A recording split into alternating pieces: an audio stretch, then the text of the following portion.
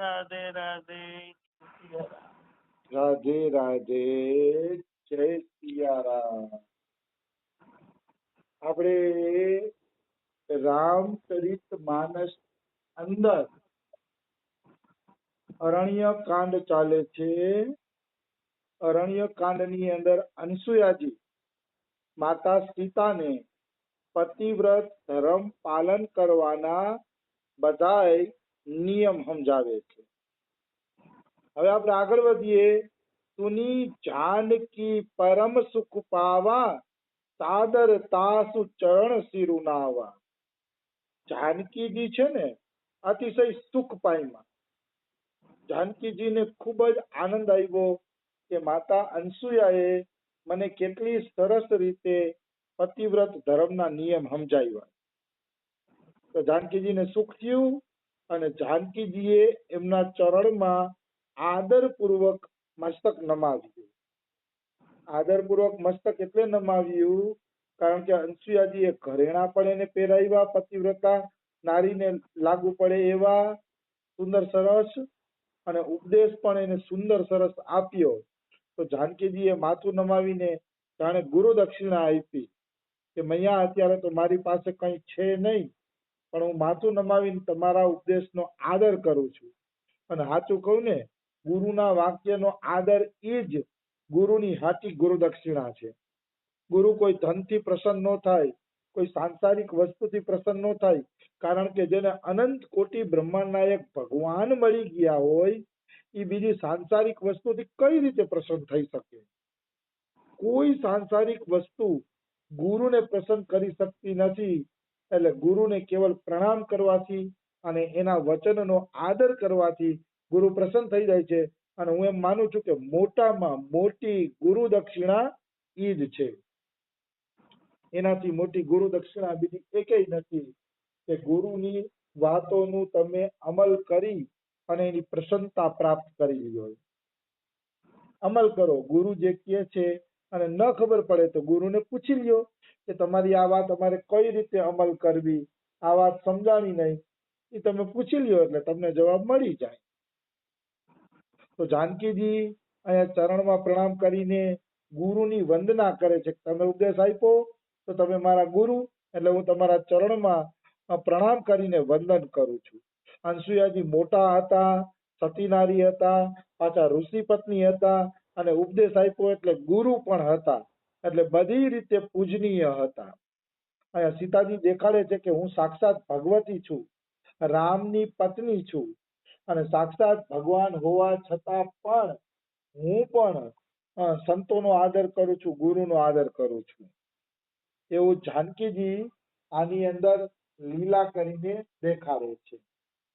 તો બિલકુલ સત્ય વાત છે. ભગવાન હોય તો શું થઈ ગયું, એને પણ આ રીતે આદર તો કરવો જ જોઈએ. તબ મુનિ સન કહ કૃપા નિધાના, આયસુ હોય જાવ બન આના. ત્યારે અત્રિ ઋષિ પાસે કૃપા નિધાન શ્રી રામજી ગયા, અને સીતાજી ને અનસુયાજી પણ ગયા અહીંયા અત્રિ મુનિ પાસે. તો રામજી અત્રિ મુનિને વિનંતી કરે છે કે આયસુ હોય જાવ બન આના. હે મહામુનિ, જો તમે આજ્ઞા આપતા હોય, તમારો આદેશ હોય, તો હવે મારે બીજા વનમાં જવું છે, બીજા જંગલમાં જવું છે, કે તમે આજ્ઞા આપતા હોય તો જાવી કે. આ રામની ઉદારતા છે કે જુઓ, કોઈના ઘરે ગયા હોય ને તો એની આજ્ઞા લીધા વગર ઘર ન છોડવું જોઈએ. જો એની આજ્ઞા લીધા વગર ઘર છોડીએ ને તો એને એમ થાય કે અમારી મહેમાન ગતિ નહીં ગમી હોય, અમારામાં શું કઈ ખામી હશે કે આમ બોયલા વગર જ ઘર છોડીને વયા ગયા. એટલે નિયમ એવો છે કે કોઈના ઘરે મહેમાન થઈ ગયા હોય તો એની આજ્ઞા લઈને, રજા લઈને પછી જ આપણે આપણા ઘરે પ્રસ્થાન કરવું જોઈએ, અને સરસ રીતે હા હોકારો કરીને, રાધેશ્યામ કરીને ઘર છોડવું જોઈએ.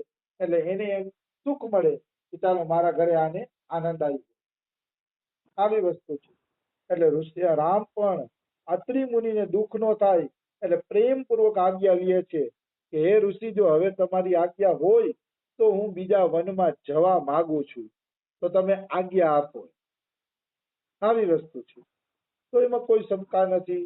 આજ્ઞા લઈને જ જવું જોઈએ. અને આ તો વડીલ છે, ઋષિ મુનિ છે, એની આજ્ઞા વગર વયા જાય તો એ ઠીક ન લાગે, સારું પણ ન લાગે.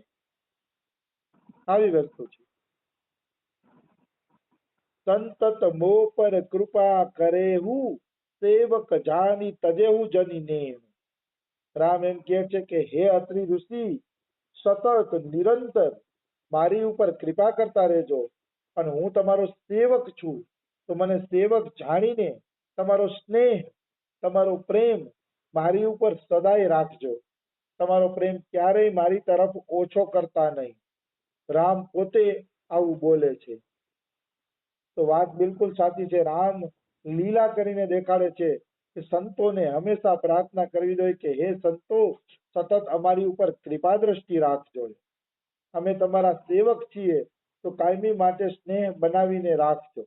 રામ લીલા કરીને દેખાડે છે કે જેના જીવનમાં સંતોની કૃપા નથી, એનું જીવન આડેધડ હશે, એનું જીવન માયામય હશે, એનું જીવન વિખરાયેલું હશે, બગડેલું હશે. સંત હશે તો એનું જીવન સુંદર હશે, કારણ કે સંતો પાસે સત્સંગ મળશે, હરિકથા મળશે, હરિચર્ચા મળશે, અને હરિચર્ચામાં જ એવી શક્તિ છે કે જીવને સાચું સુખ આપી શકે છે અને સાચા રસ્તે વાળી શકે છે. જેના જીવનમાં સત્સંગ નથી, એના જીવનમાં કુલક્ષણ અવશ્ય હશે. તમારે માપવું હોય તો માપી લેજો, આજુબાજુમાં જોવું હોય તો જોઈ લેજો. સત્સંગ નહીં હોય તો એના પરિવારમાં કંઈક ને કંઈક કુલક્ષણ કોક ને કોકમાં હશે હશે ને હશે. સત્સંગથી જીવ છે ને મર્યાદામાં રહે છે. સત્સંગથી અંતઃકરણ ચોખ્ખું થાય છે, અને એ ચોખ્ખા અંતઃકરણમાં જીવને એવું થાય છે કે મારે પાપ ન કરવું જોઈએ. એક ભાગવતમાં આવે છે, ઉદ્ધવજી પ્રશ્ન પૂછે છે કે હે કાનુડા, લજ્જા કોને કહેવાય? ત્યારે કાનુડો જવાબ આપે છે, પાપ કરવામાં જેને શરમ લાગે છે એને જ સાચી લજ્જા કહેવામાં આવે છે. 11મા સ્કંદના 19મા અધ્યાયમાં કદાચ આ બધા પ્રશ્ન જવાબ આવે છે, હું ન ભૂલતો હોઉં તો. પણ છે 11મા સ્કંદમાં ઉદ્ધવજી પૂછે છે ને કૃષ્ણ જવાબ આપે છે કે ભાઈ લજ્જા કોને કહેવાય? તો કે પાપ કરવામાં જેને સંકોચ થાય છે એને જ લજ્જા કહેવામાં આવે છે. તો કેટલી સરસ લજ્જાની વ્યાખ્યા કરી ભગવાન કૃષ્ણએ કે ભાઈ તમને લજ્જા છે, તમે શરમ છે ને ઘૂંઘટ તાણીને હાલો છો, સારી વાત છે, એ પણ એક મર્યાદા છે. પણ આપ ઘૂંઘટ તાણીને હાલો છો ને પાછલા બારણેથી કેટલાય પાપ કરો છો, તો એ ઘૂંઘટ તાણવું વ્યર્થ છે. પાપ કરવામાં શરમ આવી એ સાચી લજ્જા છે. આજે હું શ્રીમદ ભાગવત મહાપુરાણનો બીજો સ્કંદ વાંચતો હતો, તો બીજા સ્કંદમાં મેં એક બહુ સરસ મજાની વાત વાંચી.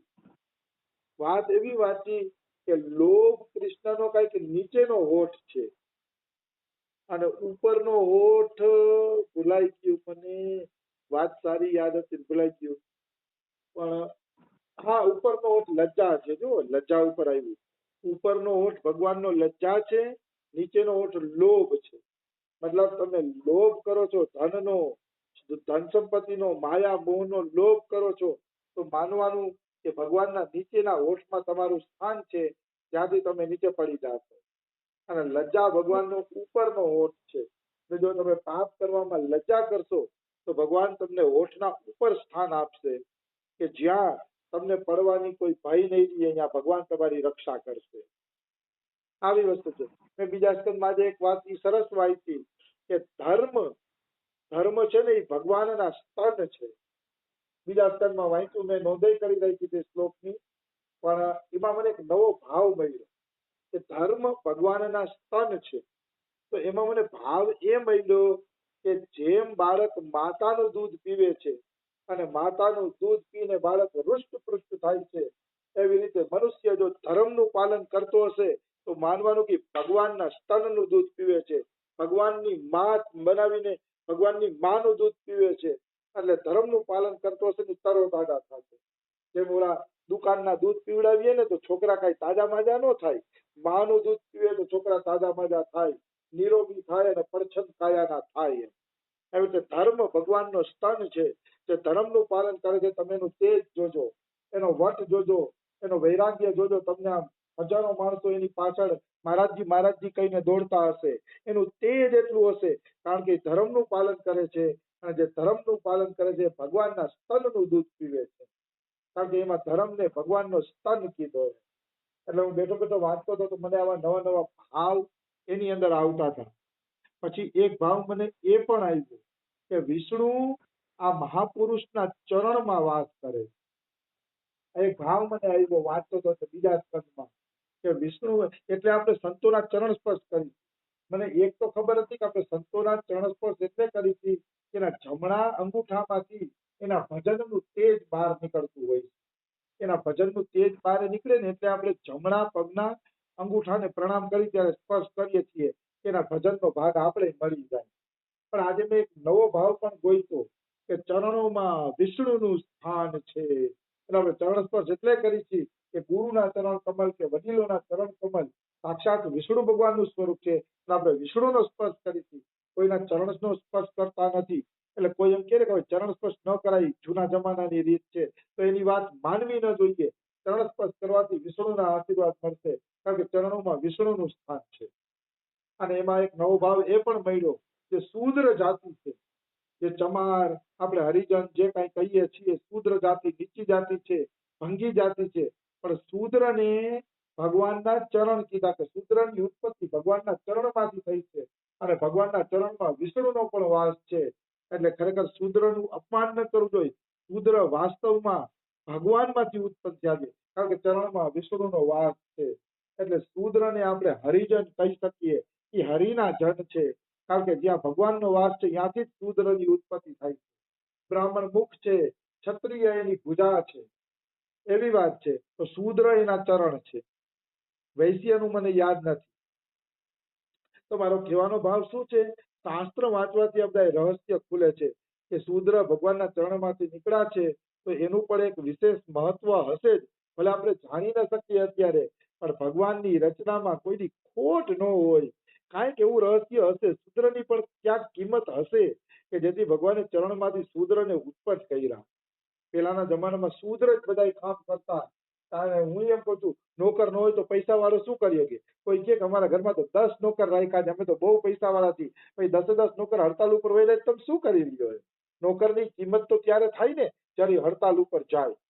એટલે શૂદ્રની પણ એક કિંમત છે, એમને નાના માનવા ન જોઈ, એ હરિજન છે, ભગવાનના જન છે, એમ માનીને શૂદ્રનો પણ આદર કરવો જોઈએ. હા, કોઈ શૂદ્ર ભક્તિ ન કરતા હોય તો આપણે સંગ ન કરીએ, એ વાત અલગ છે, પણ પ્રણામ બધાને કરવા જોઈએ, કારણ કે અંતે બધાય ભગવાનના શરીરમાંથી ઉત્પન્ન થયા છે. કોઈ વ્યક્તિ ભગવાનના શરીર વગરનો નથી. એટલે આદર બધાયનો થવો જોઈએ. આ શૂદ્રની વાત આવી તો એક વાત એ પણ યાદ આવી ગઈ કે ભગવાન મનુષ્યના ચરણમાં ભગવાન વિષ્ણુનો વાસ છે.